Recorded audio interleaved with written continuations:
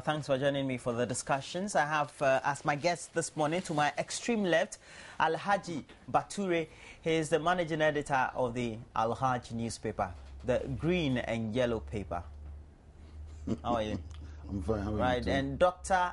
Ahmed Jinapo is also a lecturer, and he's next to him. How are you? Thank you. It's been a while. Yeah.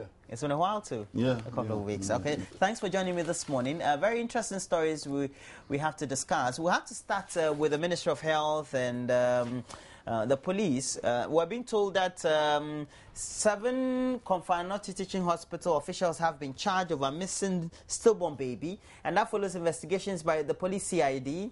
And then following that, we have the Ministry of Health said to be cracking the whip, orders the Konfanoti Teaching Hospital to produce 5 babies within 14 days. The story on page 4 of the paper basically is summarized as follows.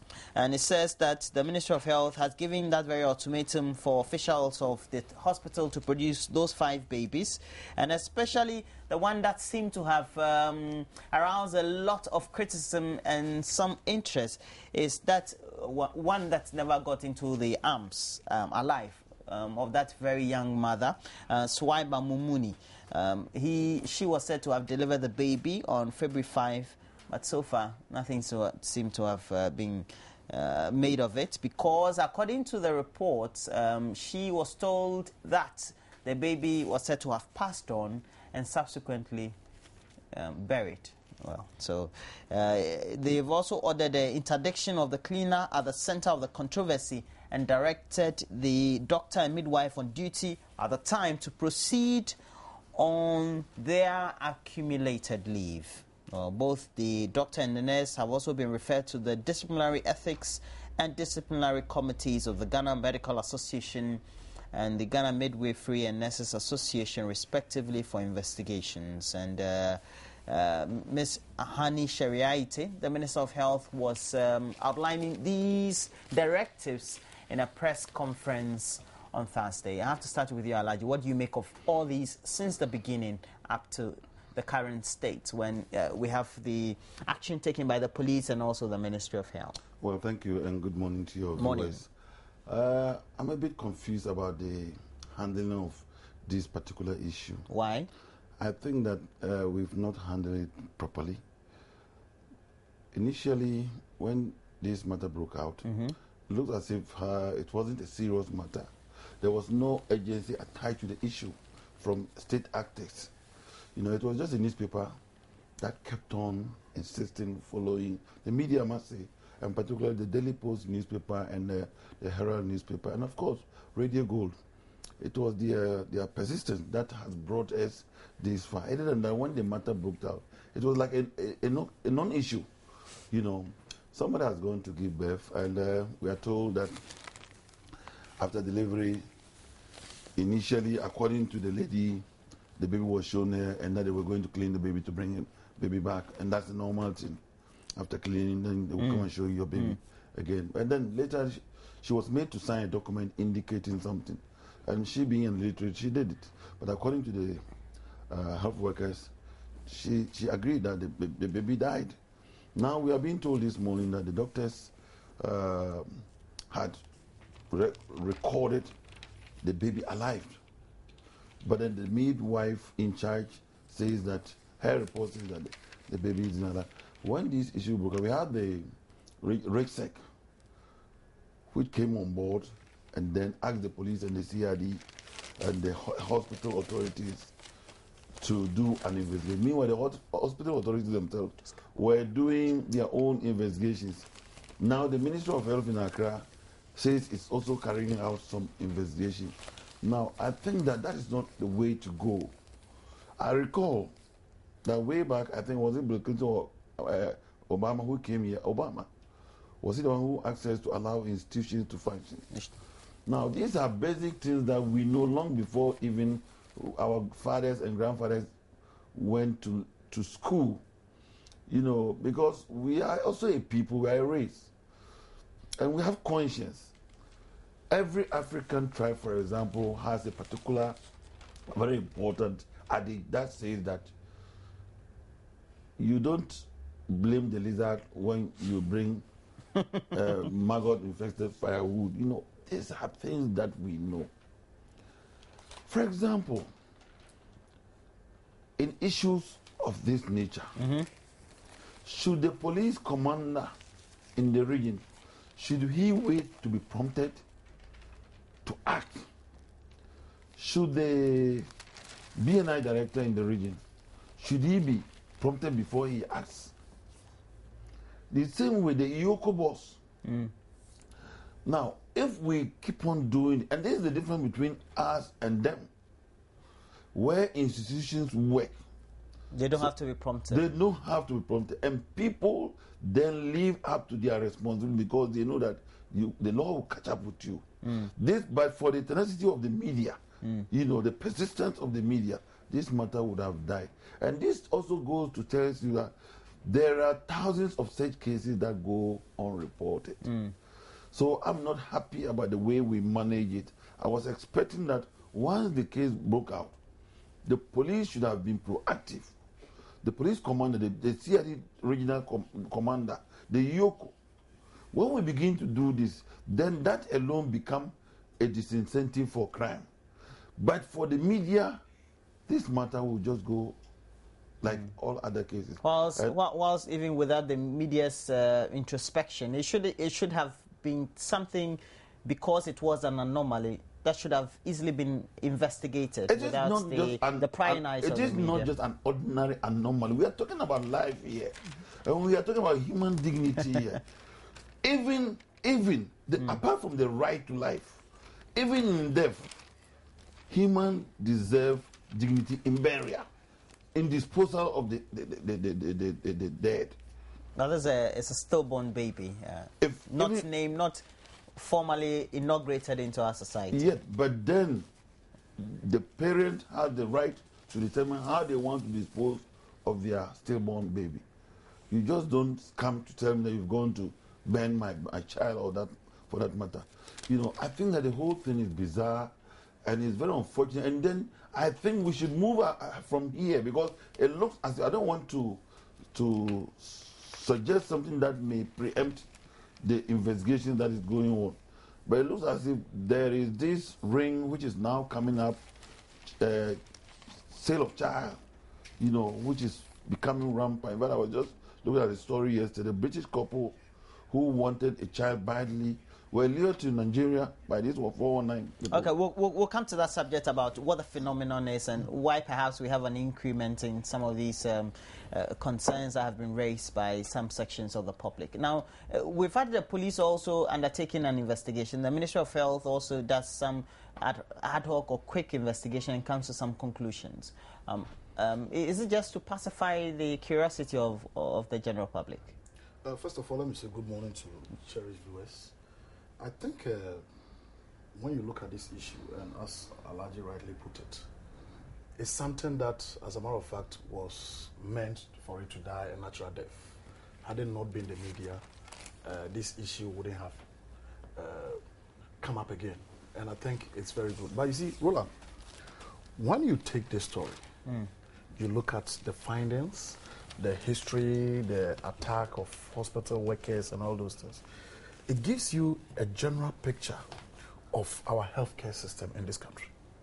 And you know, I happen to be biased about this issue because, one, my mom is a nurse. As a matter of fact, she's a midwife. And we grew up, in the nursing community. Two, I happen to have been a victim of my wife. She was pregnant. It was due for her to have a baby. I took her to 37 Military Hospital, rushed home to go and get her stuff. Got back. The lady was still sitting on a bench. Had it not been a colleague friend of mine who happens to be a doctor at that hospital, who knew that the lady was suffering, the nurses and the doctors wouldn't have known that the baby had died in her womb. So what I'm trying to say is that I think generally the way our health care, especially at the public hospitals, and it's not all hospitals. If you go to the hospital, especially if you are using, what do they call it, their health insurance card, most people attest to the fact the way you are treated is just not the best. And if you take the story, the investigation committee that was set by the Ministry of Health, chaired by Dr. Afisha, You find out that on that particular day, during their investigations, 5 babies died. That day. On that particular day. Out of 16, 5. 30%. 30%. My brother, nobody is saying anything about it. 30% of deaths, not at any other hospital. They not were at born Busunu. Together with the Sueber's child. 6. Not at Busunu community clinic or at Anochi Teaching Hospital. Yeah. There were 16 deliveries, and 5 were alleged to be stillborn. So the deaths were high? Yes, it's high. Okay. There's no doubt about it. Okay. And this is coming out because there was an investigation. What happened at the other days? What happened at Kolebu? What happens at, what do they call it? 37 Military Hospital. Yeah. So those are the concerns of the public? So those are my concerns. It shows that our healthcare delivery system, especially at the public hospitals, is so bad. When, as a country, we are trying to reduce maternal mortality rates, when the president says he's going to build a number of cheap compounds. And if at Konfanochi we are having these deaths, then it's district hospitals and that is it. What happens at the district hospital? Could it be that perhaps the lines of reporting are so bad that when you have some of these fatalities of infants or stillborns, it's not adequately reported? So perhaps the lines of communication Going back to this report, this report states that there was miscommunication between the midwife and the doctor. The doctor is reporting a live birth, and the midwife is reporting stillbirth. So it's indicative of how porous the system is. You understand what I'm saying? If in this particular instance, the midwife is giving a different story, the doctor is giving a different story, then where are we going? Do you understand? Where are we going? So I think fundamentally, look, these things come up. For us, I mean, and you see the irony. Here's the irony. The irony is that the Minister of Health is charging the Board of Governors, dental, and these are the people who are accused, and you are telling them to do their own investigation again. Do you understand what I'm saying? These are the people we are saying. So who undertakes the investigation then? I mean, the report is saying these 2 people, the doctors and the medical council, should do the. I would have thought that they should get an independent body to do the investigation because one, I mean, this doctor who is asked to proceed on leave, as a matter of fact, is a member of this council. And beyond that, they are saying 7 people. So, Ronald, are you trying to tell me that these 7 people, or the midwife and the doctor who have been asked to proceed on leave, are you trying to tell me that all the 5 missing babies, they were responsible for that? I would have thought, in any serious organization, the first thing that needs to be done, the chief executive officer has to resign. He has to resign. I mean, you cannot. Over the baby? No, I mean, such a scandal in a serious country, the chief executive officer will resign. Okay. Just to save his integrity. In Ghana, you will not do that. Alhaji, this very issue has brought to the fore people's past experiences in hospitals and hindsight, experiences that now, if they have reflections on, they thought were a bit untoward and very unusual about how their babies were handled and the way they were told that the babies had passed on, etc.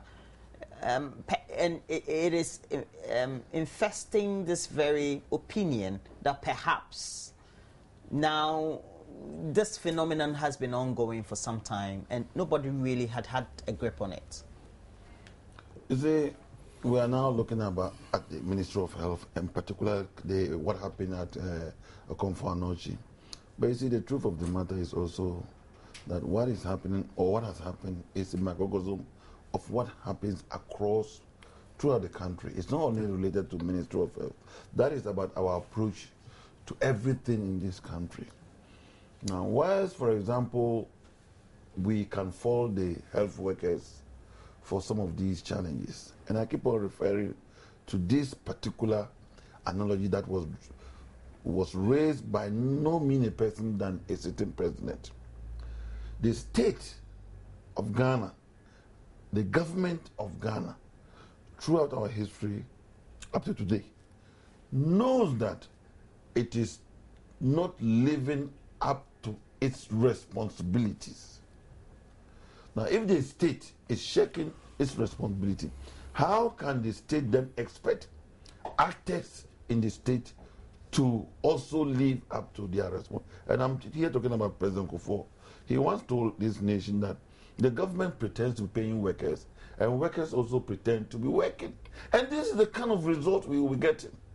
That you mean that the workers are not adequately motivated, and this Not time we're only talking about adequately motivated, but they're stressed up.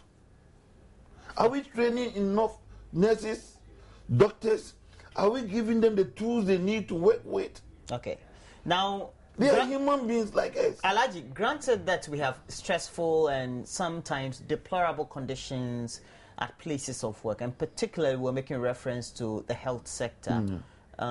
Is it not also an indictment on the systems that have been put in place in various medical facilities that necessarily do not make sure we get the right people or the right mechanisms, making sure the reporting lines are good, so that if somebody knows that a delivery has been made, the next person who is supposed to be aware is made aware, and the method or modus operandi of perhaps disposal of dead bodies or stillborns are also made known, etc. That is true.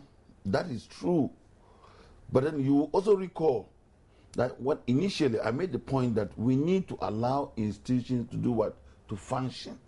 It is not only in the Ministry of Health. But it's the human beings within the institution who are supposed to make it function. It is true that the issue the now is about the missing babies at Komfo-Anokye. But the point you are raising then goes beyond that alone, because it is not just about the, and if you recall, I was making the point that if other institutions in the region, for example, were working, some of these things will be minimized. Because if the police in the region is proactive, that if there is a media report about a attempted crime, even if not necessarily crime being committed, but attempt to commit it, and the police is like what we see in advanced countries. The mere fact that even a call comes, 911, what do you call it? 911 call comes. Before you realize, even if it's a baby, even if they get there. So everybody is mindful. Now, when you have a society that believes in the rule of law, a society that everybody knows that he or she needs to be accountable, the point you are making will not come in. Because in every institution in Ghana, there's this, whatever you try to call it, that structure is there. In every organization, that structure is there. That but the structures for are example, not working. that when you receive the first thing you do. But you say the structures are not working. No, but the structures are there, and I'm saying that they're not working properly. All the structures, if you go to the Ministry of Health now, all the points you raise are there. That the first thing you do when a patient comes in, the patient mechanisms are there. But you see, you don't only look at that in isolation. That's the point I was trying to make. You don't look at that only in isolation. You have to look at the whole system. Okay. Where a nurse, for example, is supposed to handle maybe not more than 5,000 patients, and you put 20,000 patients on that nurse. That's a hypothetical situation. It is not. That is the reality we are facing now. Not one nurse. I think that perhaps 500 patients. It is more than that. Every statistic when you watch, whether it is in the police, one policeman to the number of people he's supposed to control. Yeah, that's huge. Yeah. The same thing nursing, the same thing teaching, and so on. And when you do this, you are not likely to get quality services. You are not likely to get quality service, and that is what we are doing. So you see, once this matter has come up, when we are talking about it, let us expand it, because it's not only the hospital. The issues you are raising, go to the ministry right now. You bring a letter today, tomorrow you come looking for the letter, they can't trace the letter. In this modern age, when just at the click of a button, you should be able to know that this thing should be on Mr. Roland's desk, or it should be on Dr. So-and-so's desk. Today, we have these problems there. You see, and it is costing us a lot, because it affects productivity, it costs lives, and then we lose monies. So we shouldn't just look at this issue as just, it is very sad and very pathetic that somebody will give birth and you don't even know your child. For all you know, even the child may be alive somewhere, somebody holding it. We don't even know for that. But perhaps you see, the child is trauma that they truly go through dead. The child could be truly dead. But then the person needs to be convinced. Today, this lady will be sitting down for the rest of her life. She will be thinking that somebody is keeping my child. Somebody is keeping my child. For all you know, it may be true that the child died.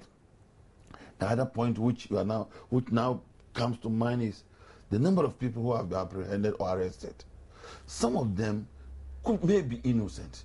But you see, the price you pay for negligence. For negligence. You see the price. Okay, so now we have responsible people who are supposed to be at the helm of affairs. How do they get to be indicted for the negligence of a few?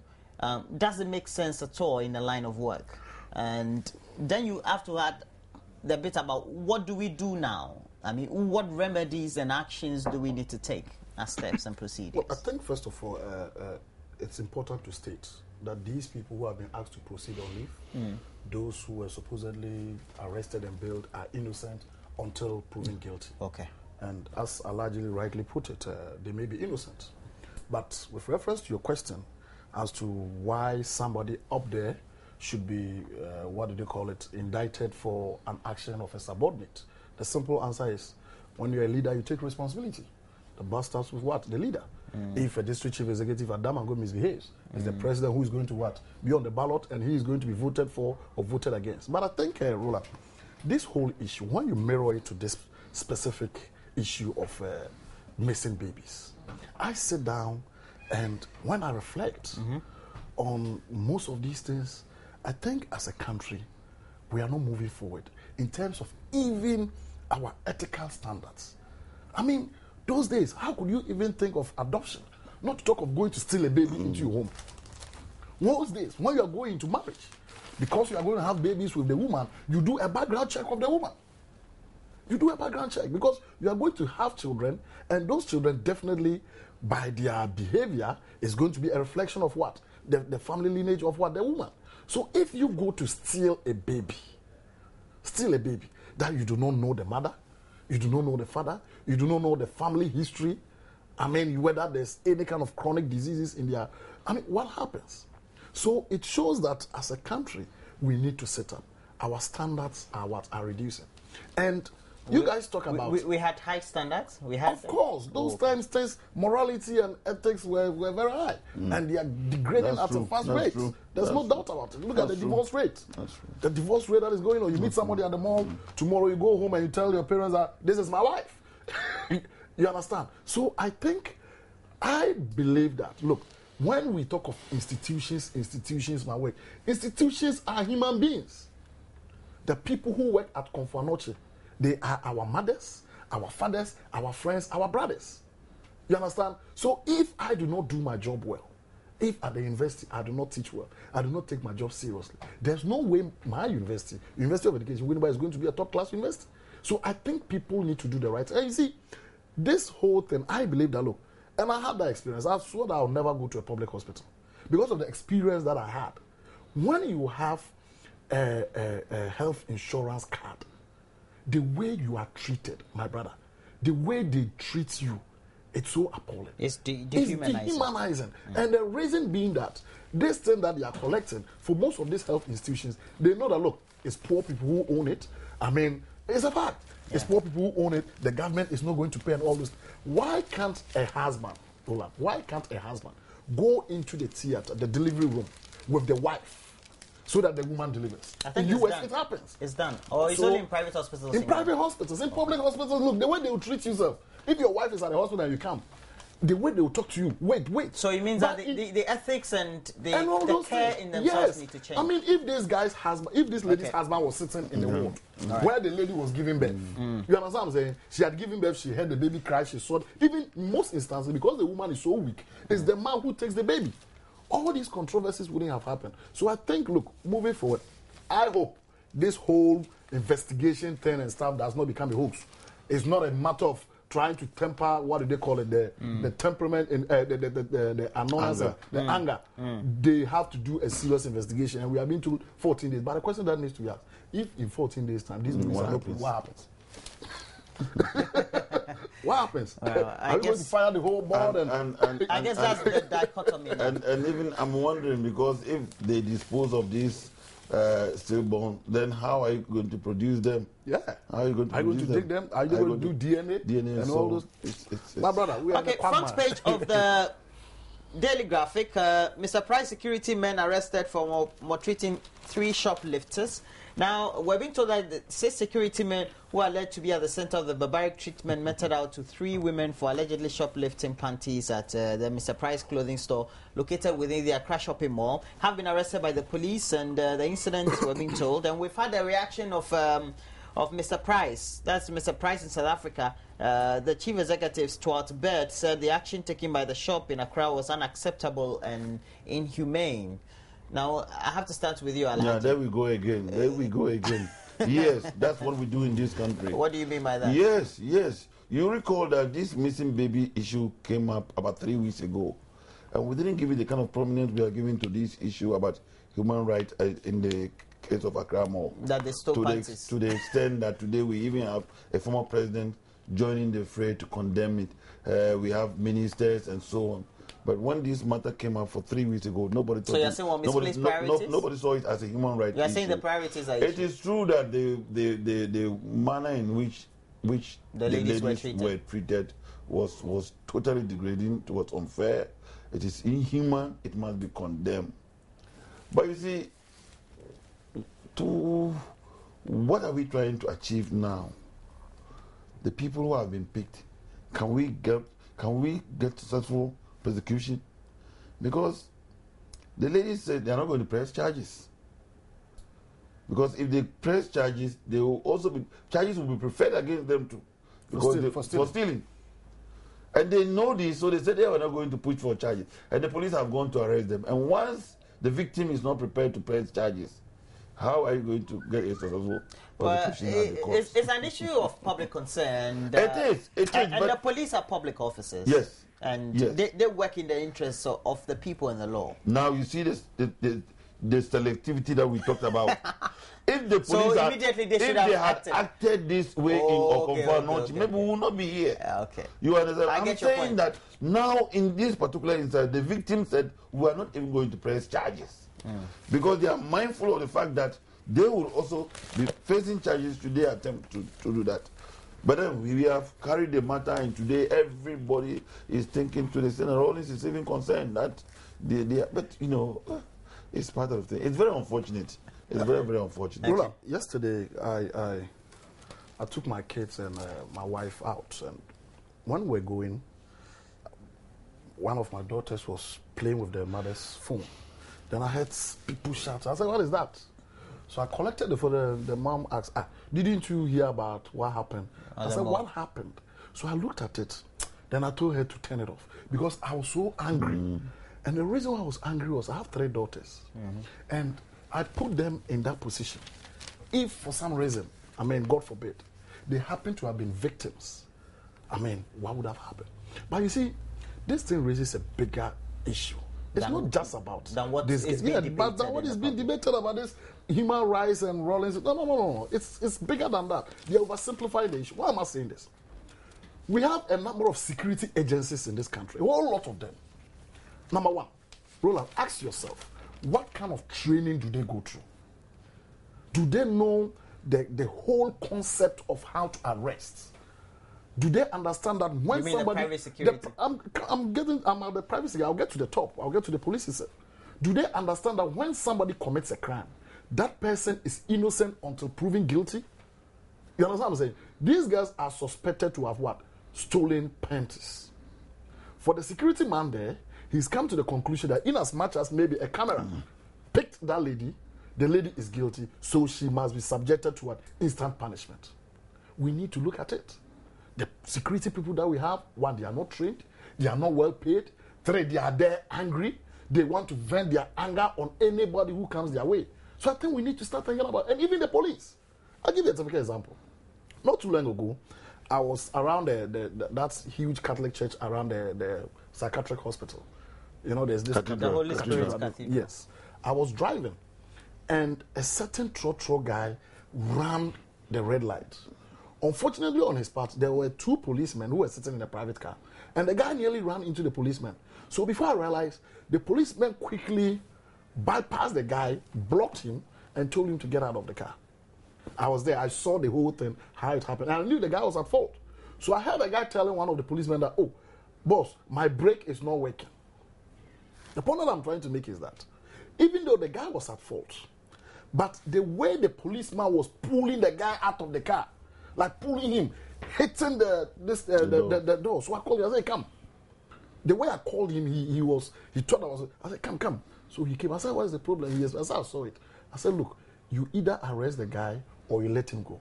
What you are doing, you are creating a sin. It's not limited to this policeman that it happens everywhere. You see policemen fighting with taxi drivers, with truck drivers. You see a policeman, he doesn't understand that he can even invite somebody to the police station without necessarily having to use what? Force. So I think, generally speaking, it's good we talk about human rights. There's no doubt about it. We have to talk about human rights because what happened, even beyond this whole concept of human rights, I as an individual, I thought it was dehumanized. But you will only prevent these things when you do the right thing. We need to make sure that the security officers who are in these places, you go to most of these malls, as if the mall, as part of its traits, there needs to be a security man standing there. As to whether the person is really a security man or he's just standing there for show's sake, that's a different thing.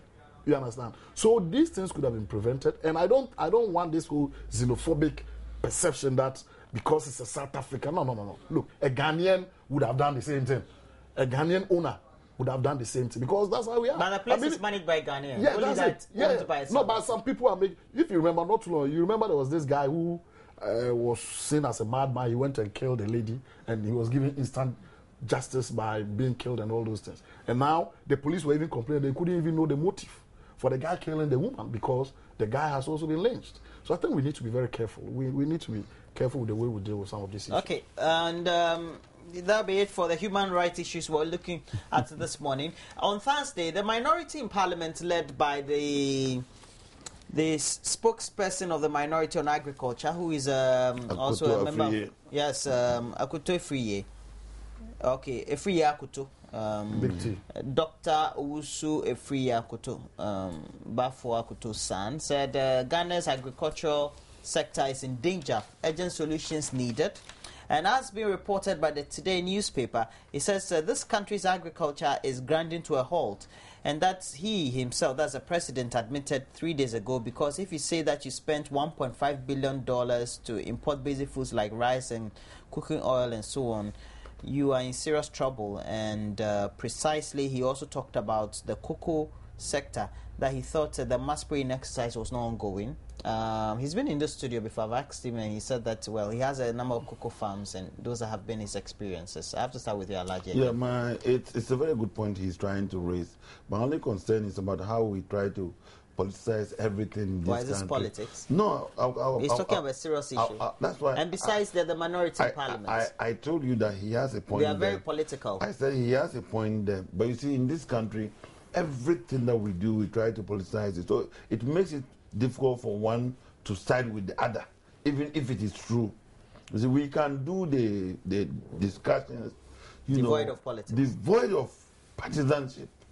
When we do that, then we carry each other along with us. For example, it is possible for any NDC member to support his consent. You see, but when you begin to politicize it, then it becomes a worry for the opponent to side with you. Now, it is true that our agriculture for many years now, it's not just under NDC government or this 5-year-old government. Over the last, since 75, 76, this country's agriculture is not growing as it ought to. In fact, we are virtually moving out of the agriculture. It means that something fundamental is missing. In 1974 or thereabout, this country began even exporting cereals. Because of? The Operation Feed Yourself policy that Achampon introduced. But after the Achampon regime, everything went away. And now, successive governments, and we discussed this matter last time, because of the import revenue that they derive from ports, are encouraging imports rather than putting emphasis on agriculture and exports. It is easier to somebody bring the goods at the port. You increase the taxes on the goods. You just collect your taxes. Collect it. And those are part of the and charges. and it's harmless. It's harmless. It's not good. We are not putting. Look at the large arable land that we have in this country, and yet everybody from school wants to go into what retail business, go to or Dubai, want to travel, export, import business. It's not helping us. It is important that our leaders, our governments, put in place policy measures. You see, these things you don't need to use persuasion to achieve them. No, it must be a deliberate policy, and until we do that, like he is saying, in the near future, even though now there's no danger to our food security, there's no danger as he wants to paint it. It is true that if you look at the growth of agriculture over the last few years, it's been dwindling. But there is also a problem as far as the figures are concerned. Why? If you look at 2008, for example, he gave us the figures of agri growing at 7.2. 7.4. 7.4. 2009, 7.2. You understand? Up to last year, it was even 5.3, 2010. about 1.3 last year or yes, so. 1.3. And the previous year was 2.1. But ironically, when you go to check food prices, Ghana has never had stable prices than over the last 2-3 years. Yes. The explanation that we're told by the agricultural and the finance ministers over the last 2-3 years, being the attributions made to the decline in agriculture, has been that the subsector of forestry had been taken off Cocoa from the line. Cocoa line has been taken off. Yes. So as a result of that, you've seen the decline in the figures. But what the figures have also indicated is an increase in food production in itself. Yeah, but then how many people also are going back to farming? It is also an established fact that many people are moving, especially the youth, are moving out of farming and living for the area. So that is where the danger is. But to create an impression as if that it is about to collapse, and that's the partisanship I'm talking about. It is true that we are not doing well in agriculture at all. We are not doing well because we could have done better. Today, why would we import? So you're saying that we could have done better, why should but it's not we bad. import tomatoes and vegetables like contombre, onions, and so on? When do we import contombre? We do from Ivory Coast. We do. And we you mean to the inner cities of Accra and Kumasi? To everywhere. All the food that you eat in Accra, and some of them are coming from Ivory Coast and so on. You see, we have no excuse. We have no reason. But we shouldn't let it look like it is under this government that this thing is collapsing. And I've been saying it, we need to take the bull by the horn. Any government that wants this nation to succeed, we should begin to look at this policy of over-liberalization. It is not doing any good to this country. Right now, our productive capacities are all dwindling. You understand? You seem like a very worried man. I see your face and I'm worried myself. I'm worried because, Roland, you know why I'm worried? You know why I'm worried? Are you a doomsday conspirator? No, you know why I'm worried? I'm worried because the solutions to our problems are here. We know. So why do we continue to have problems? It's as if knowing that... Why do we continue to have those problems? That's my worry. Dr. Jinapo, I remember in 2006-07, I went to cover something of the presidency. President John Kufuor was giving some oil samples. Yeah. It came from, is it Tallow? Tallow. And then the other one, Cosmos. Okay? And, well... It was very good. Then the next year and subsequent years after 2008, we were bombarded with issues of the oil cares and how industry and also agriculture would suffer. We seem to know the problems, but we seem not to be learning the lessons and putting in place the right mechanisms. First of all, very simply, if you are trying to suggest that because we have oil, that's why agric is dwindling, then... No, not necessarily. Okay. It's just that perhaps we're de-emphasizing... Yeah, the red flag. He's only talking about the red flag. Let me just give you a brief... I'm not an agriculturist, but I eat. and the growth of the agric sector is very, very important to me. Look, in 1992, I was in secondary school from 4. 93, I got to Form 5. And we were living in a very small village called Fufuso, if you happen to know that. We stayed there for 10 years. My father was a policeman, and he was a station officer. By then, these FM stations have just come.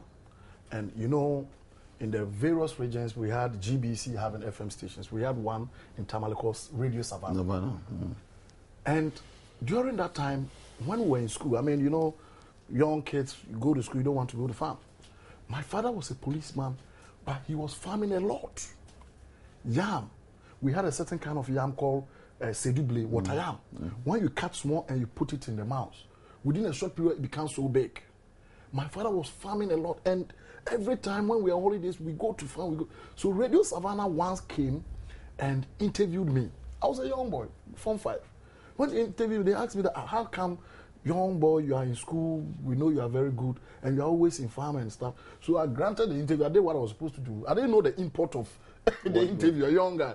Not knowing, that time, this lady wanted to use me as an example to encourage young people who are in school to also get into farming. My brother, the reason why I'm saying this is, last 2 weeks or last week, I went to North. I was driving. And if you take from Kintampo, Alaji, before you get to Tamale, almost every mile, you see a lot of cattle. A lot of cattle, cows everywhere. Cattle? Yeah, cows. So I went to Fufu, so then I asked them that, this cows, how is going on? What is going on with this cattle? They said, oh, because of that, their farms. The reality on the ground is that even subsistence farming is dwindling. Subsistence farming is dwindling. Why? Because you go to farm, you farm so much, you don't have storage, you bring it to the market. At the end of the day, the prices are low because, as Alhaji rightly put it, we are importing contemporary. The same problems that we used to write in secondary schools has been the problem. It's so bedeviling. The same problem. And we have the answers. Yeah. It's not like we don't have the answers. We have the answers. Yeah, and Roland, very quickly. Look, the other day I was having a chat with one of my professors about leaders in Ghana. And, you know, we weren't around when the champion was there. Surprisingly, this professor said that, look, among all the presidents of Ghana, the one that he admires so much is a champion. Then I said, why? He said, look, a champion brought Operation Feed Yourself. This low cost, this and that and that and that. And he started giving. So I fell in love with a champion. So I went to Google on a champion and tried to read something about him. The point that I'm trying to make is this. All these things that Dr. Osaya Kutu is saying, those that the president is saying, those that the Alhaji have said, look, the only way that we can deal with our agri problem is leadership. How? Leadership. You mean somebody conscious, it took a champion to say that, look, this country, feed yourself. Operation Feed Yourself. Wasn't it a champion who brought this garden system that at the end of the day you see somebody who is a manager, a big man. To add up to what the point he's making, maybe some of you were also very young by then. What the champion regime did was, in fact, it was led by one Colonel Banasco. He was the great minister. What the government then did was that, even though it was a military regime, but it used a kind of persuasive means. Not a very to the extent that every public servant was encouraged to take to farming apart from your job. So that, for example, he also added this low-cost project. So that in every district there was government bungalow there for you. So that once you are transferred there, accommodation will not be a problem for you. Now when you go there, you also have the added advantage of taking up to farming. In fact, when you transfer people to the north, we were in the north by then. Nobody wants to go. Nobody wants to go. But because the way a champion did the thing, when many people from the south, when they come to the north, even if you want to transfer them back to the south, they don't want to go again. Because the income they are making from that additional farming. It's even 2-3 times more than what they are earning from their salary. That goes to buttress my point that it took somebody's innovation.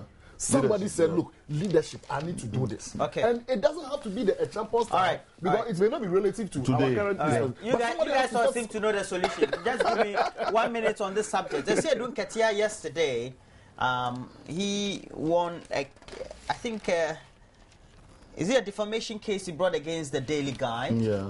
And 250,000, that's the judgment? 2.5 billion. Okay, he called it 2.5 billion, etc. I just want your take on it a minute. You a newspaper person. And I'm sure, you've been, some I think I've been sued. I've been sued. What was the 10 default? million. 10 million. Who is the complainer? Sam Jonah. Sam Jonah. I'm in court with him for 10 million Ghana cedis. Okay, so now, what do you make of all this? And I mean, he made a point in his press conference it's very unfortunate, especially for the sister paper. You know, I think that we shouldn't have been here. I recall that at the time they published this story, many people believed the story to be true because they gave illustration, they gave pictures and so on. Apparently, it came out that these were doctored things, and I thought that the best thing the paper could have done was to have admitted it, apologized, and then we move on. You know, politicians in their future, every politician has ambition one day, so he or she needs to protect those kind of integrity. And I thought that if they had accepted, because there was a similar house was built in Kumasi, the same contractor for somebody, and he also engaged the same contractor, and then he brought the same drawing to come and do it up for him here. So they were like twin houses. And then you want to say only that the locations are different. But you see, I saw your house, it was nice, and I looked for the contractor and said, come and do the same thing for me here. But that's the story. Yes, that's the story. Then they made it emphatic that he had built two houses. Because this one belongs to him, then the other one also belongs to him. By inference. And he came out to deny it. Yes, till the paper went on giving even names of people who were working. So they did more than one publication? I think it was more than one publication. And even when he protested... Okay, so for you as a journalist, it was a lesson? Because you're already in court. Yes, I'm in court. Well, I've been in court before, but not for false publication. No, you see, but just related to the job as well. That's what I'm saying, that it's very unfortunate, because he has a reputation to protect. The paper too thought it was doing it in the public interest. But when we get it wrong, we should be humble enough to admit some of these things. If you retract, apologize, you can. I like your approach. You seem all of a sudden you were talking about agriculture and you're so hyper now. Because it meant. No, I'm sad. I'm sad because you have been affected. No, I'm sad because it's. You can imagine what 250,000 means to a newspaper like that's huge. That's huge. I'm sure they have a lot of money because they have nice. And the reason why I'm sad is we shouldn't have been there. For example, in our case with our man, we were expecting that at least. Dr. Sam we were even expecting that if you are aggrieved, the first thing you do is the Constitution allows you to rejoinder. If you don't get it, you can even move to the media commission and so on. Yeah. If they are still adamant, he didn't take all those steps. He's taking to court. Never. You went straight to court. So are you in court? We are in court. We have entered appearance. We are going to defend it, and we are looking for that day. We are waiting for that day. But in this particular case, I'm very, very sad because it is not true. There's no defense. And once there's no defense, I think that we should have done the honorable thing. Newspaper people. I think it's a media thing. But then that brings to mind the issue of making sure that you do cross-check of your facts. You get the story right. You make sure that you give an opportunity for a retraction or perhaps also some level of contribution also from whoever has been accusing your story. Well, I think that's how it's supposed to be. But you have to understand, look, Alhaji is in the newspaper business, and if you ask him, he'll tell you that it takes a lot of guts for you to be able to be in business. I mean, the newspaper business in Ghana is not that an easy business, especially with their newspaper review. Most people pick the information on radio, on TV, and on internet.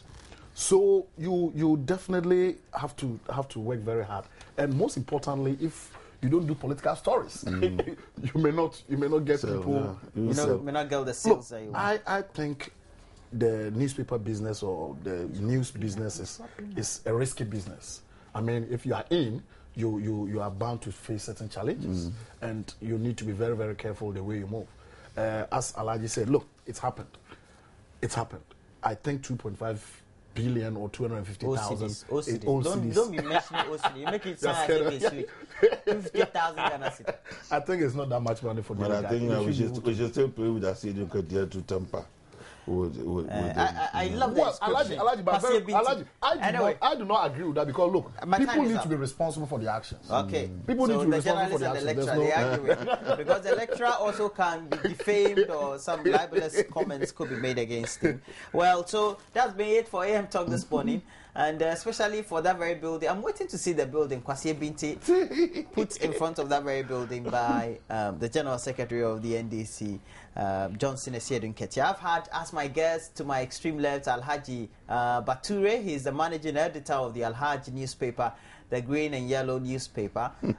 Sounds like a publication. You keep on referring. Yeah, reminds me of some publications I saw in Saudi Arabia. Went to Dubai. And then. I also have in the studio Dr. Ahmed Jinapo, lecturer, and thanks for helping us with your own contributions. We hope that you've enjoyed this very segment of AM Talk this morning. Please keep your comments going through that very social network page on Facebook, Joynews on TV, and also the platform, the short code 1760. We're taking a break. When we come back, we'll be having Rima in the studio with all the best tidbits of lifestyle that you also need to practice, and the best as far as aerobics and exercise forms you can ever find. I'm always practicing, aren't I? Well, that'll be it for now. We're taking a short break. We'll be right back. Voilà.